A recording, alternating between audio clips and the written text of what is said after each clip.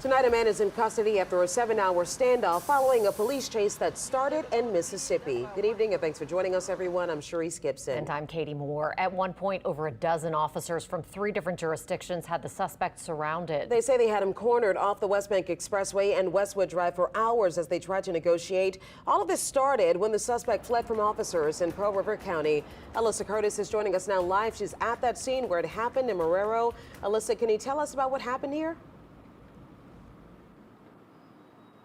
Yeah, Katie, Cherise, this parking lot is empty right now, but just hours ago, it was completely filled with dozens of officers and deputies from a bunch of different jurisdictions. You can actually see where the suspect crashed into a brick wall. That's where he was sitting for hours in his car as officers were trying to negotiate with him to try and get him out and into custody.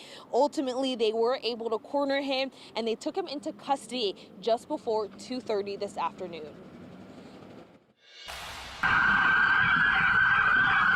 Oh my God, at 6:30 in the morning, that was a little wild one. Drivers taking their usual Monday morning commute were met with dozens of deputies who were on a chase. Louisiana state troopers say it started as a traffic stop in Pearl River County. He did eventually, or at first, come to a stop. They were able to see that weapon inside of the vehicle, and then he fled from that traffic stop, which is where the pursuit started. It's unclear what time that stop happened, but the driver continued into Slidell, through New Orleans, across the Crescent City Connection, and across the West Bank Expressway. LSP says they got involved around 6 a.m. and deployed a spike strip on the West Bank Expressway and deflated the car's tires. He ultimately ended on Westwood Drive next to the Church's Chicken about an hour before employees got to work. We had to be to work for 8 o'clock, so we came a little early.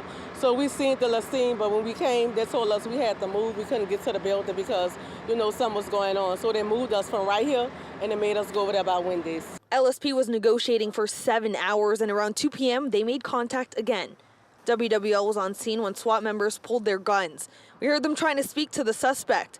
The SWAT truck slowly rolled up. A cloud of smoke then went up in the air. Shortly after, a group of SWAT members and a dog hurried in on the suspect. He was then handcuffed. LSP says while it took 7 hours to take the suspect into custody, every situation is different. And that's something that's a decision that has to be made in those moments. And we always have safety, not only of law enforcement, but also of the community in mind. As you saw, we were stopping traffic intermittently out here to make sure that there was no potential of community members being injured in this. They add Monday was successful. LSP says the suspect did sustain minor injuries and was taken to the hospital. They say there were no injuries to law enforcement. LSP also says he'll likely face charges both in Pearl River County and right here in Louisiana.